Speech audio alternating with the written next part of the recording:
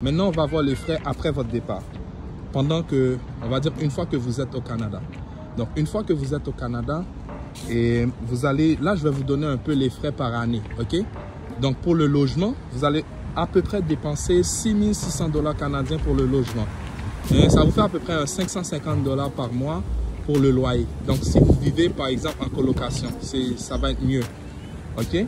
Ensuite, vous allez payer à peu près, on va dire, 7 500 $ en nourriture, ok? Pour manger pour l'année. Ensuite, vu qu'au Canada, on a des périodes où il fait froid, par exemple en hiver. En ce moment, vous voyez les feuilles, on est à l'automne, mais en hiver, ça commence en décembre. Donc, vous allez devoir payer pour les vêtements d'hiver. Donc, vous pouvez prévoir à peu près 750 $ canadiens pour les vêtements d'hiver. Bon, là, je parle de manteaux d'hiver, je parle de bottes d'hiver, etc. Ensuite, le plus gros montant, ça va être pour les frais de scolarité. Les frais de scolarité, vous allez devoir payer à peu près. Ça varie selon la formation, mais c'est environ 15 000 $ canadiens, ok, par année pour les frais de scolarité. Ensuite, vous allez aussi payer pour l'assurance parce que c'est très important d'avoir une assurance au Canada. L'assurance hospitalisation, l'assurance santé. Donc, c'est environ 300 $ par session. Donc, on va mettre à peu près 900 $ canadiens par année pour l'assurance, ok? Puis, on va dire que ça va faire environ un total de... On va mettre 31 000 $, ok?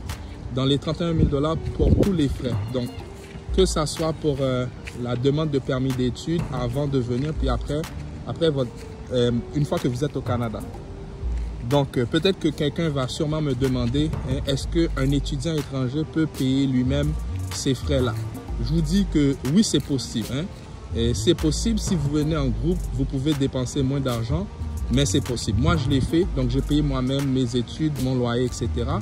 Et surtout en ce moment, le gouvernement a annoncé que les étudiants étrangers peuvent travailler temps plein maintenant, donc au Canada. Donc, je vous dis que c'est possible. Donc, si vous êtes intéressé à venir au Canada, vous pouvez aller vérifier sur mon site nloja.ca. Vous allez trouver vraiment toutes les informations. J'ai aussi un groupe sur Telegram qui s'appelle Famille Nloja. Donc, vous pouvez aller sur Telegram, télécharger l'application Telegram, taper Famille Nloja, puis vous allez intégrer le groupe.